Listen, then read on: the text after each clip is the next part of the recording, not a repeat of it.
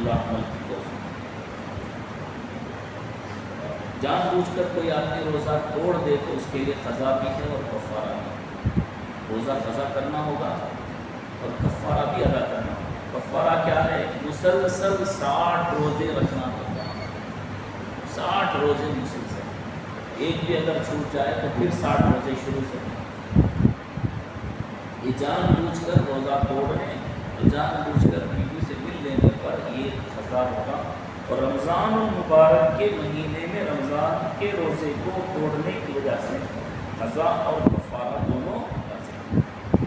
ہاں جو آدمی بہت زیادہ بوڑھا ہو گیا ہے، 80 سال 70 سال کے اوپر جن کی عمر ہو گئی ہے، روزہ رکھنے کی طاقت نہیں ہے، وہ اگر روزہ چھوڑ سکتا ہے، اس کے لیے اجازت ہے۔ اللہ نے وَعَلَى الَّذِينَ يُطِيقُونَهُ فِدْيَةٌ طَعَامُ مِسْكِينٍ کا اللہ نے حکم دیا ہے۔ جو آدمی روزہ رکھ نہیں سکتا، بالکل آئندہ بھی امید نہیں ہے، تو ایسے آدمی کے روزے کے بدلے فدیے کی رقم دی جا سکتی ہے۔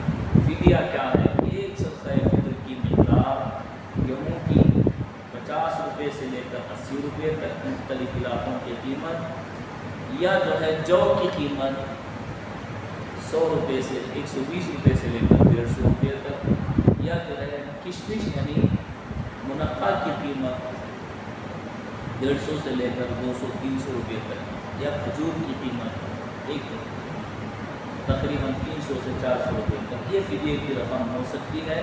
آدمی اپنے مالدار ہونے کی حیثیت کے اعتبار سے فدیے کی رقم ادا کرے تو ادا اس کے روزے کے بدلے میں فدیہ ادا ہو جائے گا۔